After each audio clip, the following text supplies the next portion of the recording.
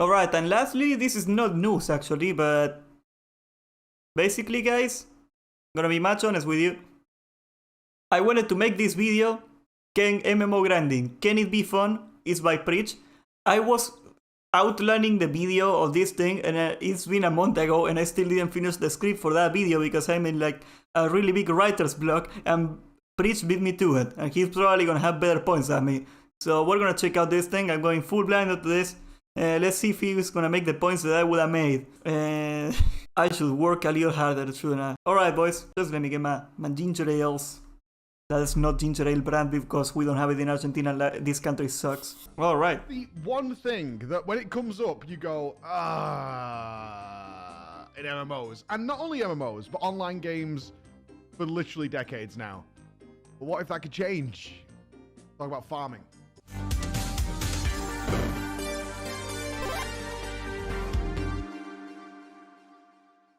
There's something that's constantly... I should send you some Aussie mail ginger ale, like ginger ale, proper ginger ale, or some Australian brand of ginger ale. How you doing, Jonathan? Been impressing me with Squeenix's model, and this isn't just an FF14 gush, because the system I'm going to explain does have some flaws, but it's such a step in the right direction. It doesn't matter what game it is, whether it be your Call of Duties, your Apex Legends, your MMOs, any online game has this fear and base model when they design every single system, and that is, how do we keep the players online all the time? Because the Skinner box, this is what he's talking about. And this is why I wanted to address this, because I only see this getting worse, especially with retail, which I don't play, thank God. But the systems are designed to increase playtime because there is only so much, or let's do the fair argument here. There is only so much content you can pump out on an MMO, and the only way to keep people like playing over a long period of time, so people don't run out of stuff to do, is to put grinding, into the game, obviously. And what I have seen happening over the time is that game designers back in the day were trying to increase playtime to make the overall experience more fun. And what's happening right now, especially with Blizzard, but other MMOs are on this list too, New World, I see developers making the game, instead of making the game have more playtime to be more fun overall, they are making the game less fun overall to increase the overall playtime of the players. I think that's what's going on. And you would think, like, why the hell would they do that? Why the hell would they make you less fun to play the game? And this is another example of how company cultures changed from gaming company cultures changed from 2004 to the year that we are today, 2022. It is that back in the day, metrics weren't as important as they are right now. Like, if you wanted to push a change on World of Warcraft onto a Blizzard executive in 2004, you would go, we're gonna do this change because it is really fun. We're gonna do this change because I think will improve the player because X, Y, and Z. And nowadays, if you wanna justify a change to Blizzard, you gotta show them all the metrics. You gotta go like, this change will increase game playtime by 5%. This change will increase engagement, whatever number we get, by 20%. This is how gaming companies work nowadays. Like metrics, I think in the mid 2010s is when we started seeing a lot of company culture shift towards like metrics to justify players. Like, it didn't used to be this way, but nowadays, if you wanna go to, because this is how it works in a company, right? Like you wanna present a project, you wanna pitch a project to the higher ups. Nowadays, instead of explaining how you think it's a good idea, what you have to do is like, I got this idea, and the first question they are gonna ask you is, do you have any metrics, any statistics for this? And this is why we see this design that is ruining retail popping up, because they are trying to push retail to push metrics to please their higher ups instead of pushing fun to please the player base. And you know, it kills the game, but in the numbers it looks really good. Even though people quit, it looks like they are playing more time. So, they just wanted to give a little context to the main problem with grinding that I see. Oh my god, I just see. Oh shit! What happened? What is the one? What did I click? When it comes up. There you go. In MMOs. I hit space Online. and it sent me to like Asmongold. Decades now. But what if that could change? Talk about farming.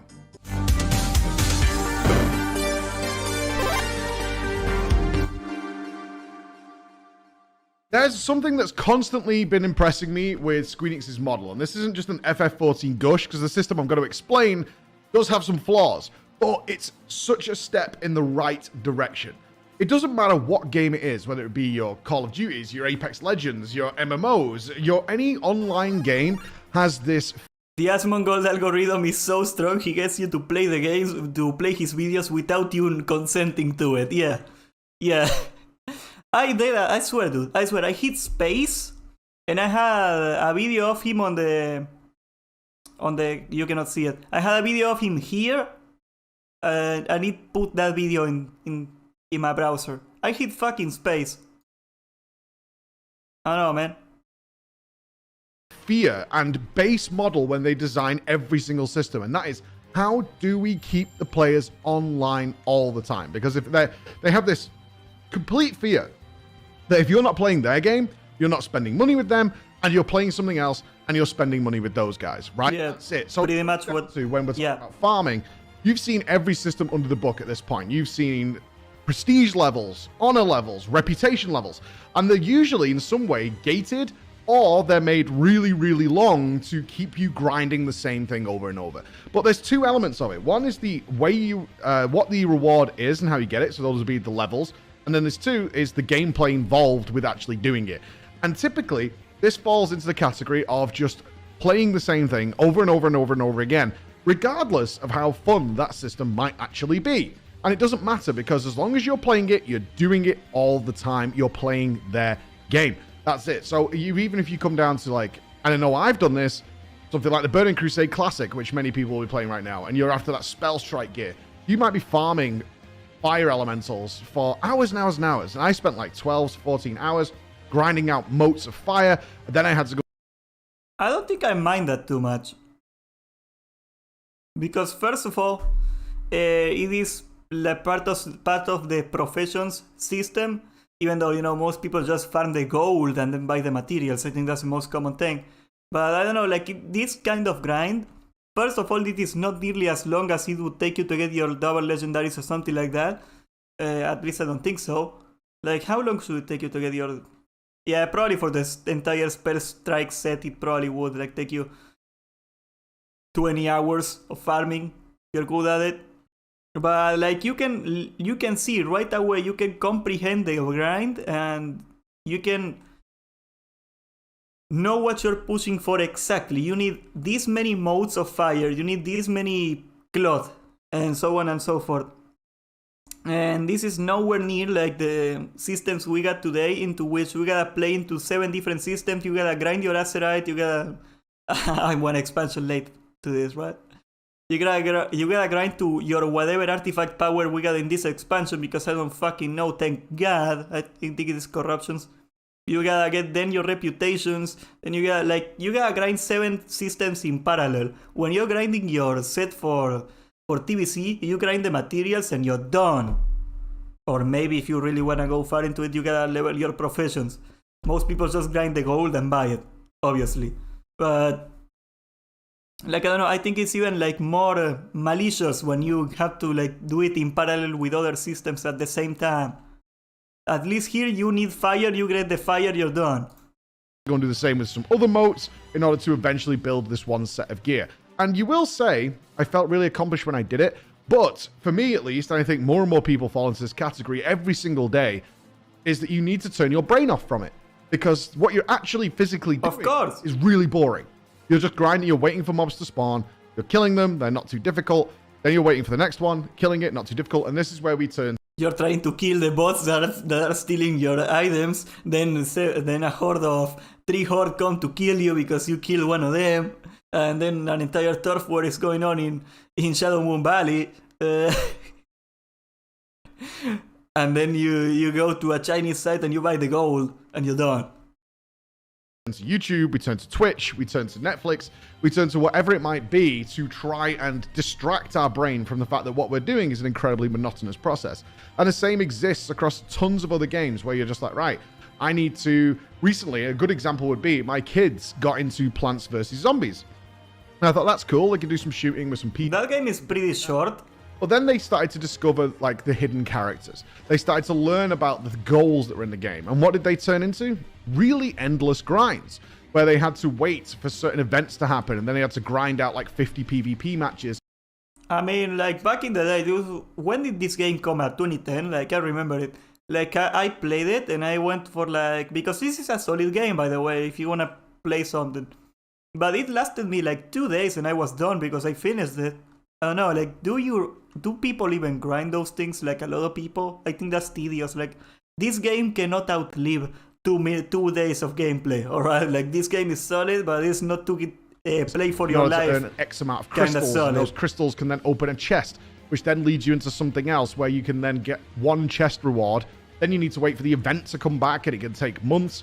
And it's all a case of keeping you online all the time. That's their purpose, because if you're not playing their game, you're doing something else. Well, Square Enix obviously doesn't have that approach. We've talked about it many times now, and it's such a freeing experience because it allows their creative floodgates to open. Because when you don't start designing something with the goal of, how do we keep players online all the time? When you drop that out of it, when you have... Well, yeah, this is what I'm telling you. This is why we got so many problems with different systems, because the only way they can increase playtime is to increase systems that nobody wants.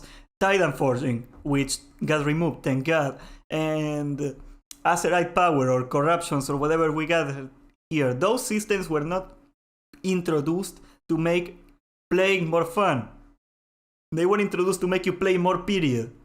Instead of making the game, instead of increasing the playtime to make the experience more fulfilling and fun long term, they are making the game less fun long term and short term to increase playtime. This is what's happening. They got their priorities the freedom to say, we're kind of okay if players don't engage with this. It's the same thing we talked about with our Bosnia content.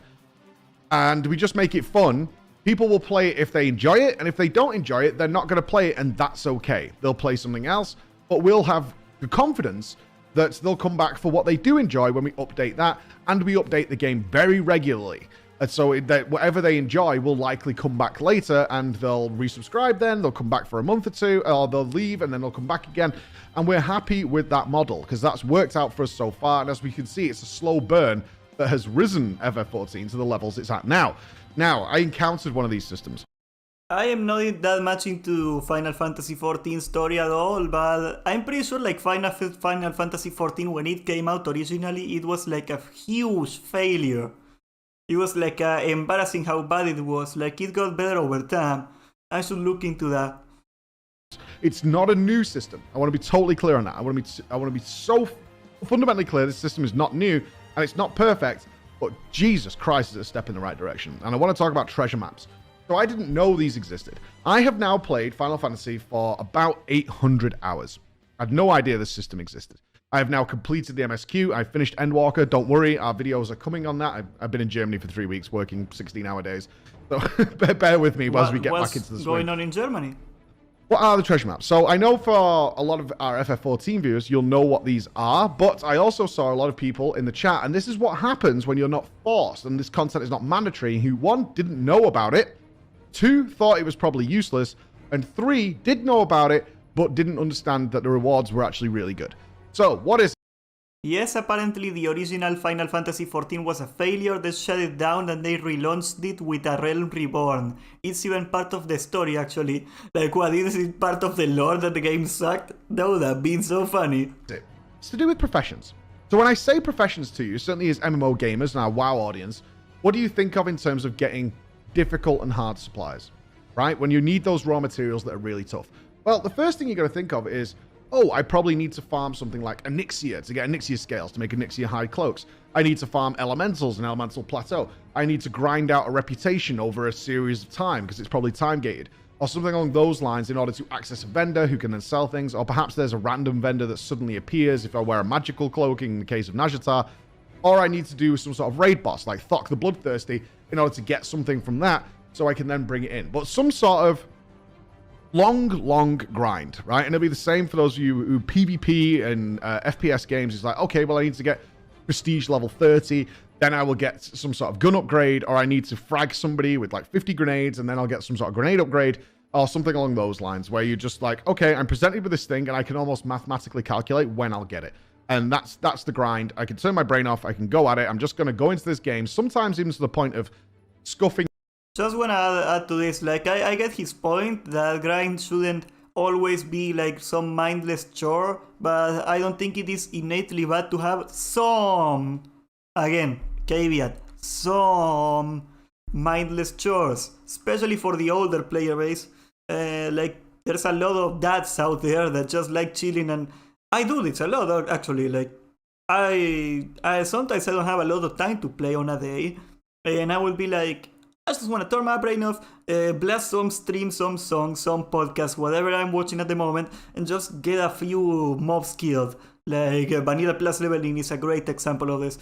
And, you know, I don't think this should completely disappear off the game. I think, I don't know if this is exactly what he's proposing, but if that's the case, I don't quite agree with that. Your own gameplay, because you're going to use a weapon or a tool or a utility that you don't particularly enjoy, but you really want that unlock. So you're going to play your character as you don't want to play it in order to find out about these things. So, now I've finished the MSQ, and I agree with Jesse Cox on this, is that FF14 is really an RPG MMO, because essentially I've played 800 hours of single-player MMO, and now that's done, I'm starting to do what I always do, which is, okay, where's the MMO stuff? Where's the stuff that they've put in the game that I don't even know about, that's not story-related, that's the MMO stuff? And I'm now dipping into professions, and I'm dipping into all these kind of things. And along that journey, I encounter treasure maps. So the system is pretty simple. When you're doing various activities, you can get a treasure map in a bottle. Now, I instantly had my heart sink thinking, this is probably something like Azerite Islands in Battle for Azeroth. But then you remember games like Sea of Thieves, where the treasure maps are really fun. It's like, okay, you gotta get that out of your head. Let's give this a try, because that's what I'm here to do, is to find out about all these integral systems to the game. And I found something so cool. And all you do is you have this treasure map. You can decipher it, and it'll give you exactly what you would expect, which is a little picture with an X marks the spot somewhere in the world. And it will tell you what zone it's in, which is great. So you click on that zone map, you browse the map, and you're like, okay, it's there. And there are... If this is so fucking great, how come everybody hates archaeology? I don't know, maybe there's a twist to this that I'm not seeing. Set locations, although there's lots and lots of them. So after you've done a few, you instantly recognize where this place would be. And then you fly down there, and you do dig. So very similar to WoW's archaeology system, where you go down and you dig. But unlike that system, there's no, like, you need to stand on the exact correct point. As long as you're in the right area, it will just reveal the treasure box. Alright, that makes it a lot less tedious.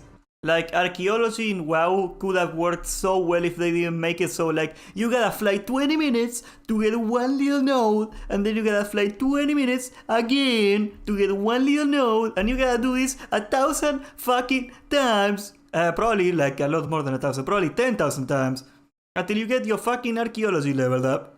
Fucking hate archaeology in WoW, but I would have loved if it was, like, properly implemented. This is just dumb. I don't know how Final Fantasy works. I guess we're gonna get an explanation of that. You click it, some mobs spawn, you kill them, and then you get a reward from the treasure box, which will be profession related. Now, everything I'm about to tell you has nothing to do with professions. Like, this is the first thing that I thought, genius. And I mean genius. Does this system have to specifically relate to the reward that comes from it? And the answer is, no, it doesn't. What it has to be is fun. It has to be fun first, and then we can reward whatever, because it won't matter. The players were having fun. So far, I've not described something super fun to you, but wait. Then there's, and I would guess it's about 60 to 70% chance that a portal will spawn. And there are ways of gaining treasure maps which guarantee portal spawns every single time. This is when it got interesting, because what did I find? An entire, separated off from everything else, raid zone. And I'm not talking about some small corridor with some enemies tossed in there. I'm talking about fully fleshed out, theatrical, circus-like environment. And I'm going to be focused on the Endwalker iteration of this, because that's the latest one. This reminds me a lot, and a lot better implemented too. This concept reminds me a lot to the Do you remember the CD2's world bosses that you would summon with items, like stealing the robes from the NPCs, and then you go to Silitas and then you summon the bosses and get some loot from it? I really liked that in vanilla. And this reminds me of that a lot, so this sounds great. But there are variations of this I will talk about. And I found this entire raid zone, and we got a raid team together. So our 8-man team is now doing this content. Friends are now working together to do something for an afternoon. Instantly, so much better. Why? Because what you're doing there is so good. So good. Come on, Paul! Oh, we got killed. Well, guys, like Blizzard principle, they don't listen to this one anymore. Gameplay first. This is what he's trying to say. Gameplay first is part of the Blizzard quote-unquote core ideologies of the company. Gameplay first. You can make the gameplay first, then the grind happens. I get it. It's a shame that Blizzard doesn't do this, doesn't think this way anymore. Come on, baby, come on. They got anime fucking music in the game? A Paul has appeared! We ride! I wouldn't appreciate that. Don't like the sound of that. You're presented with a room. And in that room, there's another treasure chest. You get bonus rewards. So not only have you already gotten your base reward from just clicking the chest outside the world, now you're in the portal, you get a bonus reward. Clicking on this chest will then spawn maybe a boss. Maybe it'll spawn a whole bunch of enemies. Nothing super difficult. Nothing that you can't clear in, say, 20 seconds or something like that. So nothing big, but something interesting to do. And then they start putting twists on it that keep you engaged. Keep in mind, like this system, why I think archaeology sucks, and this system, I mean, I haven't tried that, so I don't really know. I gotta go to Final Fantasy XIV someday, man. I don't know, just don't feel like it right now. But archaeology is, you fly 20 minutes through the entire hecking continent, and you stand on one spot, and you're like, I'm too far, I'm too close. Just a little bit. No, it doesn't let me dig here. Oh, here, we're in the dwarven digging site. And you do this for 15 seconds, and you're done. And guess what next? You gotta fly for 20 minutes more. And this is the entire archaeology system. Nothing interesting ever happens. Like, damn. Try it out. They have a very generous free trial. I don't know if my computer can run it, honestly. I should try. I should check it. This could be a series of mobs spawning that have numbers over their head. So if you kill them in the right order, you'll get yet more rewards. Or it'll be a treasure goblin that will appear, and you have to kill that before it escapes, and it's in the mix of all the AoE that you're doing. This can happen during boss fights as well. So you're dealing with boss mechanics, and suddenly there's an extra enemy, and you have to ignore the boss. Because if you kill the boss first, the enemy escapes. If you kill the boss first, the enemies don't count. So now you're fully engaged. Like, oh, we've got to do this. And it changes up the gameplay in what is just a basic, simple battle arena with a bunch of enemies in it. And then it mixes it up, so you're engaged. Okay, then you clear those enemies. You get the big reward out of the chest. And then a couple of things can happen. They put more twists on it. One of the things that can happen is you all get to play a game of higher or lower. You're presented with 2 playing cards. It can go between 1 and 9. And you'll be sold. Too complicated. Okay, your first card is 2. I'm already fucking lost. Higher. Next card is 7. Lower. Next card is 3. Higher. Next card is 8. And then you can get 5, and you're like, oh god. Sam Weebina. Yeah, that's what I'm gonna turn into. I don't mind the weeb aesthetics of games, and I don't like it either, by the way, but I don't mind it. I think it looks okay. But putting anime music in your game, like, this sounds like an anime opening. I think that's too much. What does this do? Essentially doubles the rewards from the treasure chest every single time, up to 5 times. So these rewards can massively outstrip what you should ordinarily get. And you're fun, because you're then engaged with your players. Like, should we go higher or lower? I don't know. But you also have the chance to drop out. So if you get a 5 and you're like, it could be higher or lower. What type of animal girl are we gonna play? I don't know. How many animal girls do we got in Final Fantasy XIV? Like Final Fantasy XIV races. We got the Roegadin. We got the Aura. We got the Hrothgar. We got the Elesen. We got the Highlander, the Midlander, some sort of cat guy, and some sort of gnome. You cannot see the gnome. There's a gnome in this picture. I know, they like, as far as fantasy races, they don't look like too different from each other. I think I would play the lion guy. I think that's really cute. The Hrothgar. That sounds, I would totally play this guy. Like, I like Torrents. They are Lalafels. I don't fucking care. They are gnomes. Shut up, they are gnomes. This is a Lalafell. No, this is a gnome. It's tiny and it has weird hair on the top. This is a gnome. No. I'm not gonna tolerate you misnaming the people. Shut up. Alright, I gotta adjust my window again. God damn it, you. We're right smack in the middle. It's a real 50-50 guess. Maybe we just take our rewards and call it good. Maybe we risk it all to get a bunch of extra rewards. Maybe we don't. And then you have this really fun, engaging experience where your brain is engaged. You're not looking away at the screen. You're now focused on a very simple game that actually really benefits you. Because not only are you being rewarded with profession rewards, which is what you would want, so your rare linens, your rare logs, whatever it might be, you are now being offered the chance of just playing a game. And this is what I adored about this. You're just playing a game with your friends. You're having fun. And you're... This sounds like a great thing to put on a like, to explain to somebody on game design. The greatest reward from a raid should be fun. I like it.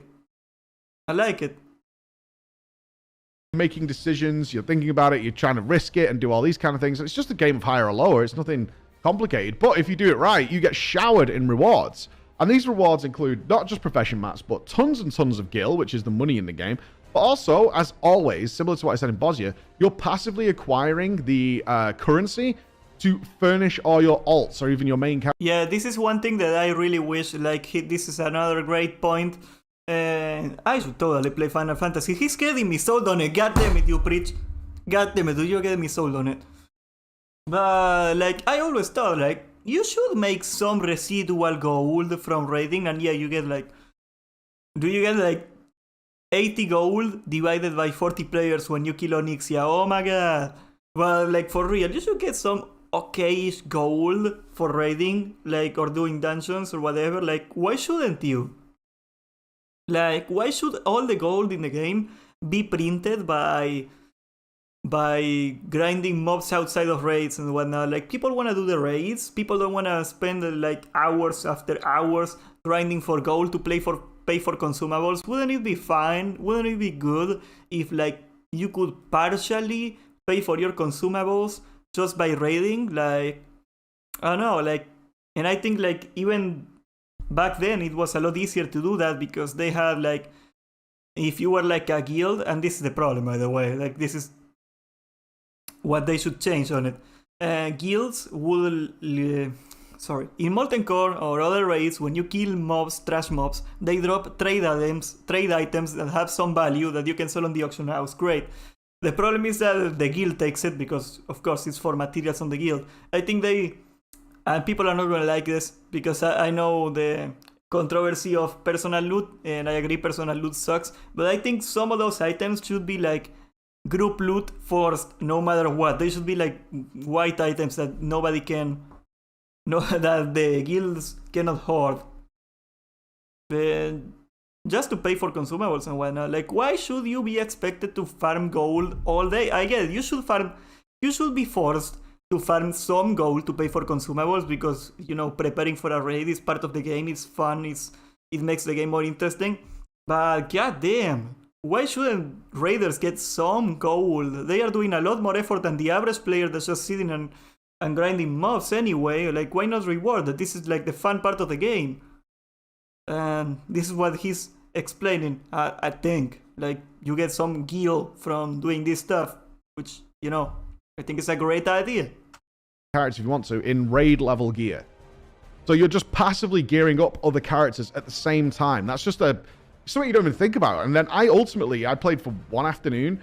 I ended up capping them, so I got like an almost full set of gear for my alt character that I've not leveled up to that level yet. Similar to what I did in Bosnia, is I have all this gear waiting for me. Then when that's done, you're then presented with more options.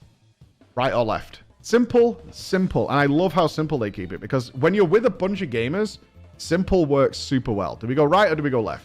And then they put more. We're talking about a game, a genre of games where getting people to not stand on fire is really hard. So yeah, simplicity is very important. Twist on that as well, in that you can choose right or left, you go to it, and the door has many different animations that can play out. It could just open for you, and then you proceed to the next area where you can continue on. Ultimately, there's a set of 5, which results in a mega boss, and I'll get there to a second. Or it'll half close, look like it's going to close you like out, and then let you through. Or it will fully close, and then pop a red alert sign. How many of you guys played Persona 4? This looks like fucking Persona 4. So you're all getting kicked out of the instance, and then it can be rescued. God damn it, I just came out to the closet as a weeb gamer, do you know? God damn, I shouldn't have said I played Persona 4. They're gonna make fun of me in school now. At the last second, so the screen will actually fade out before it comes back. So you're like, oh my god, we got kicked out. I can't believe it on door number 1 or whatever. And you get to go through. And the same can happen at like the final door, and you're sat there and you're like, oh my god, if we get the final door, and this is rare to have happen. I think the 6 hours I did this, we only got to the last boss 1 time. Not that we were consistently showered with rewards up to that point.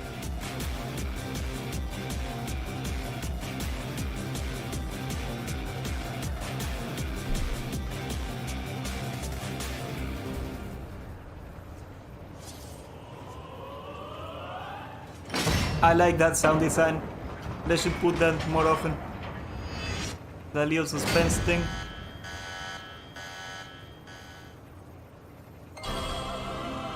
No way! No way! Right Gang does it! Right Gang brings it home with 5 votes! So, let me know if I understand this right. God damn it, I did it again! How the fuck does this happen? It sends me to Asmongold's channel no matter what I do. YouTube is... God damn it, Asmongold. He's cheating, dude. He's cheating. Level gear. So you're just passing Where was it? through. And the same can happen. Right, guys! So yeah, let me know if I understand this right. Let me know if I understand this right. But they make you gamble onto pick 2 sides, and if you win, only if you win, you get to access the last boss. Is this how it works? Does it? Rygang brings it home with 5 votes. Unbelievable. I mean, it's fitting. It Well, the looks cool like thing a is when you get to the casino. last boss and you have that door open, is you then get a nice big boss, not super difficult again, not intended to be. This is for fun. It's just giving you the rewards. Then you get the mega chest at the end, which has 100,000 gil in it. Not huge to long-term players, but still a decent amount of change. Then you can get to Gamba again. And you can get up to 500,000 gil each if you play this out correctly. And you have that huge, like, tension of risk-reward. And at no point have I mentioned throughout this, did I get my profession drop. That just happens naturally as you're playing. It just naturally happens in the background of you enjoying the game. This is farming in a new way. Because for a long time, the game devs, as I've seen through the ridiculous MMOs I've been playing Destiny this week, we've been playing EVE Online, all these kind of things, I've been trying to reinvent the wheel of how do we change farming for the modern audience. Because, yeah, sure, 2 decades ago, grinding out enemies was pretty normal. I did it, most of you done it, most of you probably still do it today. And again, I just want to say this. I don't think this should be completely taken out of the game. I think some mindless grinding in a game is enjoyable to most people, but like a small amount. The problem is not necessarily that, the problem is the amount you gotta grind. But a more modern audience with so many gaming options available to them will be turning their nose up at the idea of, like, I just have to farm. And you look at games like New World, where as soon as I started clicking those stones and trees and just watching a cast bar fill up, I was like, You know what other game is a great example of what Breach is explaining, in my opinion? Rust.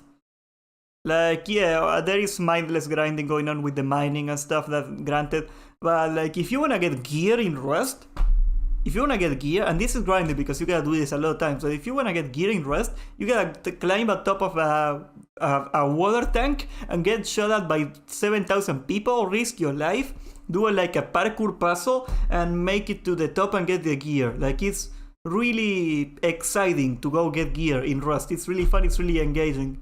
That's another kind of good example of grinding in an MMO. Like, it is not only Final Fantasy that pulled this off, in my opinion. It is rare, but other games have done it too. I was like, oh, this kind of sucks. And I kind of feel like I need to dedicate an afternoon to just clicking trees and sticking a movie on, is how I felt about it. It's like, okay, if I need to level this up, I'm just going to have to sit here and click trees and watch YouTube, watch Twitch, watch whatever, in order to get through this. But I need to do it because I want to level this up, which is what a lot of the devs are hoping you'll do. They're like, yeah, you're still playing though, right? Still playing. So just click those trees and keep getting it done. And it was one of the things that immediately turned me away. I was like, I don't do this anymore because I can go and play something else where I can have gameplay. And that's what I'm looking for in my games. That's why I love the Soul series and all those. Is I love gameplay. I want to be playing the game. Clicking on a tree, not really the gameplay I'm looking for, man. That's not the... He's not gonna like Rust. What the hell is going? I hit space to hit play and thing I'm looking shit pops for. up. Now, I said it wasn't perfect. It's not perfect because, of course, you can be RNG'd out. And if you are looking for a specific drop, there's some randomness to it, whether you get through the doors or not. But that is so alleviated by the fact that, one, I'm not doing anything boring, and I'm having fun. I'm constantly looking at the screen. Right? Look, think of the things I mentioned. We're clicking the chest. There's mobs spawning. Okay, I'm looking at that. My attention is starting to drift away. Then it's like, oh, we've got the ordered mobs to kill. Okay, so I'm back in the game again. Oh, we've got the treasure goblins here. I need to do that. And the music changes to let you know that there's something else going on.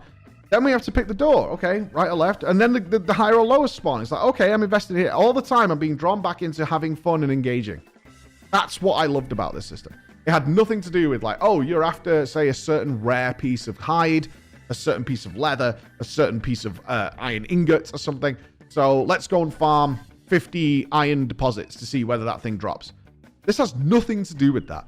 And this is such a good idea for letting people just have fun first, rewards later. And this is how a lot of great businesses have started. I don't know if you know this, and this is a bit like out there, but Spotify, for example, if you learn the history of Spotify, they were like, we don't care how we monetize this yet. What we're going to do is make it cool. We want to make it... Alright, Vine. You want a good example of why this doesn't work on business? Vine. Vine made an excellent platform. It is pretty much what TikTok is today. Vine, I don't know if you remember that. They were this approach. We want to make something really fun and we're going to figure out how to monetize it later. Eventually, like 3 years down the line, they figured out they couldn't put ads on the platform because it would have ruined the experience and Twitter shut it down. So there you go. Not a good analogy, my preach dude. Not a good analogy, my preach boy. Awesome. Let's make this system cool. We'll find out how we make money on it later on. Because the reverse happens in a lot of online gaming system, which is like, right, how do we make money off this? Well, we keep people engaged, so that promotes microtransactions.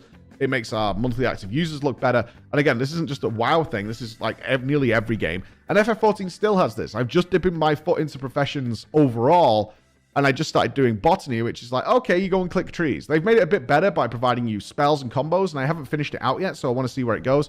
Ultimately, you're riding around, you're clicking on trees and bushes, and you're collecting rewards from them. Now, you do get to choose your rewards, which is mwah, but it's still there in some way. But looking at this treasure map system is so good. The other flaw is, if people don't engage with it, they don't know it's there. If you're not making it happen, a lot of people don't know it's there. And I saw that from my audience. I was like, oh, this is actually really cool. I've never done this before. This is actually pretty awesome. And then you have the problem of people looking for specific drops will get annoyed with the randomness a little bit. Even though they're getting showered with the rewards, they may not want those. They may be like, okay, I get a ton of gold. I get a load of tomestones or whatever to get all this gear. But what I'm really after is that one thing. And there are other ways of getting those things. Well, here's a side activity. Well, but if you get the gold, I don't know if they are tradable. I assume they are because they are trade materials. But if you get gold, you just buy the stuff. So, you know, you're still grinding for it. That you could do with your friends that is super fun. Not only that, it gets better. It does. This play system has been in place since Heaven's Ward, which is their second expansion. And all of them have different ones. Different battle arenas, different styles of playing. So there's roulette. They've really gone with the gambling style. And I think that's really cool, especially when you have some influence. Or even if you feel like you have some influence over it, like you do with left or right, is you make that choice. The roulette one is automated, but it's still fun to see where the thing is going to land. So whether you spawn a giant raid boss, a weak boss, get kicked out, get rescued. I had a ridiculous situation. The most bizarre RNG I've ever had in any video game is in the roulette one. We failed 3 times in a row. and got rescued. And I've never seen anything like that. We got pulled out by a primal god who rescued us to allow us to play on and gave us a huge boss in return. So although we failed, we actually got this. Now, of course, in the background, it's like, well, you didn't really fail. The system is designed to show you that you won, but you still Okay, so what he's trying to say, and you remember when you were playing Sonic, Mario Bros. Doesn't do a good job at this. Some levels it does, but when you were playing like the old 2D Sonic games, and you were always presented the choice of like, do you want to take the let's see, god damn it, my browser window, Green Hill Zone map. I'm gonna show you something cool. Open image in a new tab. Oh, it's too tiny. What the hell? God damn it. Give me a minute. I promise I'm going somewhere. Green Hill Zone Act 1 map.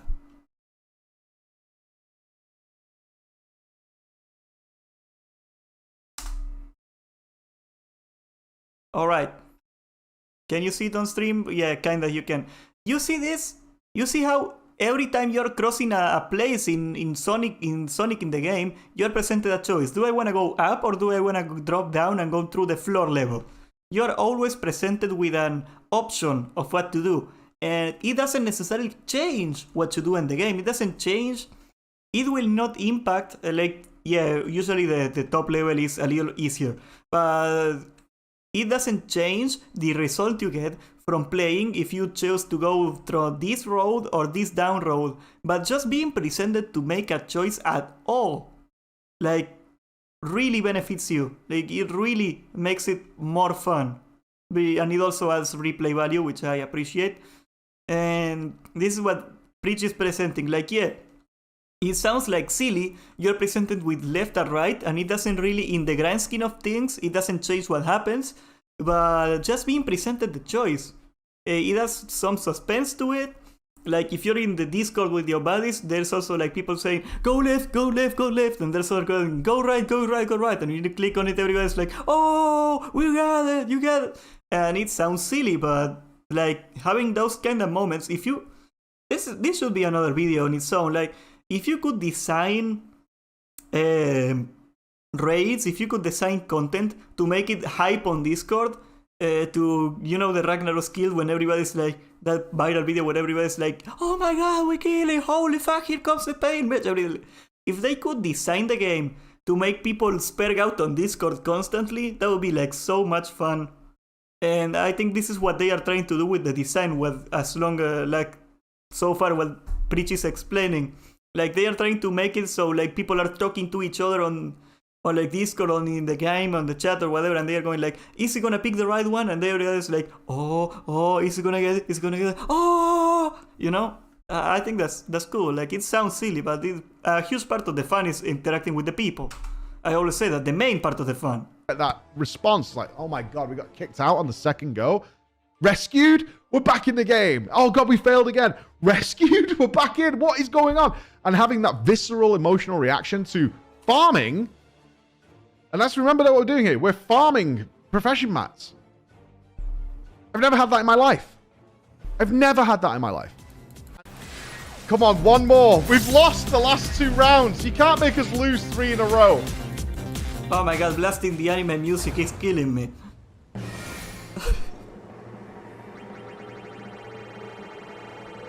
Yeah, here, you see this? Like, the roulette is going and everybody's like, oh, in Discord it's like, holy shit, we got it! Oh no, apparently.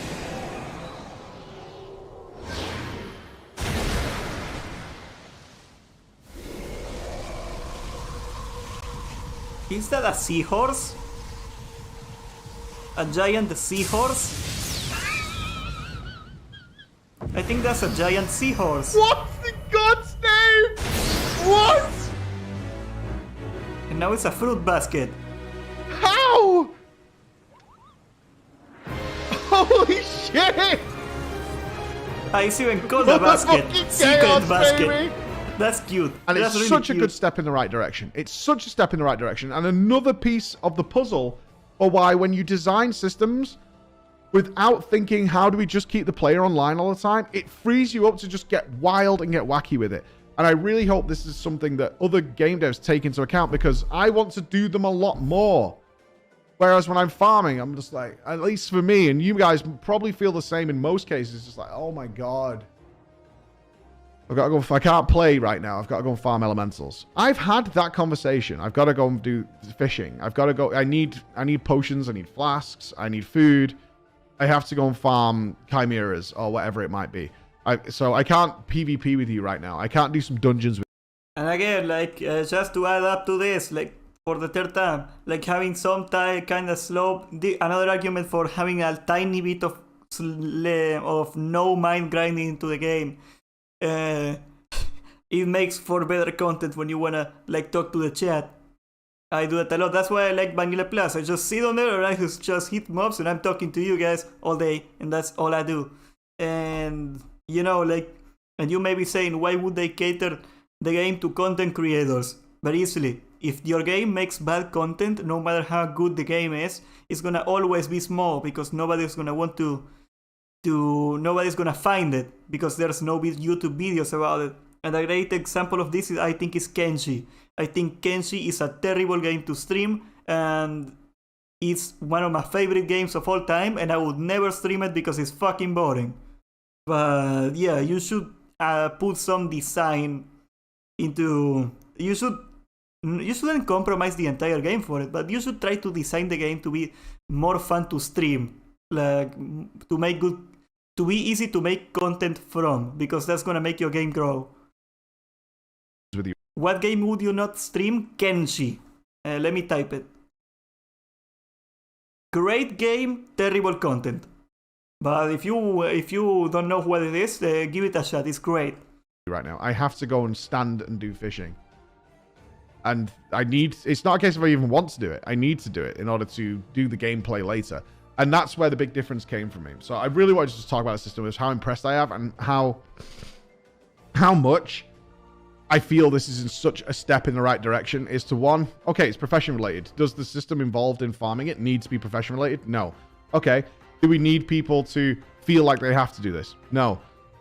So what should we do with it? Let's just have weird and wacky fun with it and create something that a group of 8 people can be like, oh, hey, do you want to go and do this?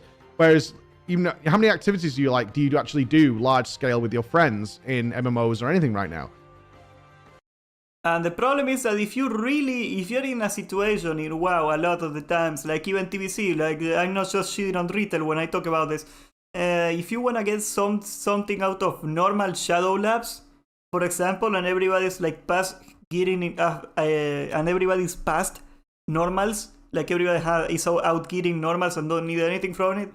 Good fucking luck convincing your friends to help you do it, even though you need them. So yeah, that's another thing. Like, it would be a lot easier to start dungeon groups. It would be a lot easier to start raid groups if people got some sort of passive money reward or material reward for doing it. Because eventually, no matter what, there's gonna be a lot of people that are gonna get all the gear from a raid or a dungeon, and they are never gonna want to do it anymore. But if they get some of it, next time somebody's gonna be like, hey guys, I need some help doing this thing, they are gonna be like, sure, whatever, I'm gonna help you out. I don't really need to do it, but I'm gonna get some stuff out of it, so it's not a big deal, I'm gonna help you out. Like, I don't see any good reason not to put some sort of gold or craft material in raids that everybody can get, like a tiny bit of every time. Not many. It's usually raiding, M+, or dungeons, or do you want level together? This gave you another route. It's like, hey, do you want to go farm a load of money and a load of alt gear and get some really expensive crafting materials that we can sell or we can use or whatever? Yeah. That sounds awesome while having a fun system. That's such a huge departure from what I'm used to that I adored it so much. So there it is, dudes. You guys have probably also noticed, I should point them out, these displays behind me. These are our designs. Yeah? These are designed by Chris here in the office while I love the We Can Do It one. This one. The We Can Do It one is really cute. Picture. Here, let's say here. Of Emmett Selk Amarot one. The problem is that if you incentivize behavior, people will farm it in such a way as to remove all the fun. So if they make it so you get benefit from providing Shadow Labs, it's either... No. I get your point. But I'm not saying you should make dungeons the ultimate way to farm gold. Just make them give you some gold out of it. Like, I don't know. Just throwing this bone right here. What if you do Stratholm in vanilla, right? Every time you do Stratholm, you get 20 gold. It's like 40 minutes, maybe an hour of work to get Stratholm done, and you get 20 gold. That is not a significant amount of gold. Like, any class can get 80 gold an hour, perhaps a lot more in vanilla, but just if you get 20 gold every time you do Stratholm, and your friend is like, hey, I need help with Stratholm, you're gonna be a lot more likely to help him out, because at least I get some gold and it's fun, you know, like, because a lot. And yes, I would probably do that. Like, just by the way, like, just a little by the way here, if farming dungeons constantly gave you a decent amount of gold, even though it was half the gold you would get by farming, I would still do more dungeons than farming because it's more fun. Best-selling display on display. But yeah, like, it shouldn't kill go the check those out as world. well, because we've got like 29% discount code below. They're awesome. They're so good. I'll see you again, dudes. Bye-bye. Alright, this was Preach Gaming. Great guy. He was a former Metal Raider, and there's quite a story with him. He doesn't do WoW anymore. He used to be a WoW YouTuber. Giving some hugs and kisses. I think he puts a great point. I don't quite agree with the scope of what he's going for, but I completely agree with it. I love what he's explaining. Like, man, it's getting me sold on Final Fantasy, goddammit. I don't know what to say. React to the classes now or I'm gonna kiss you. Then I won't. Wink, wink. No, what classes? Paladin, Warrior, Dark Knight, Gunbreaker. What's a Gunbreaker? You gotta be this race to play a Gunbreaker? This is like the ranger in Dragon's Prophet. He got a gun sword. I like that. Even though it's really stupid. White Mage, Scholar, Art Astrologian, and Sage. Monk, Dragoon. I guess that's like some spear guy, right? Yeah, it's a spear. I assume that.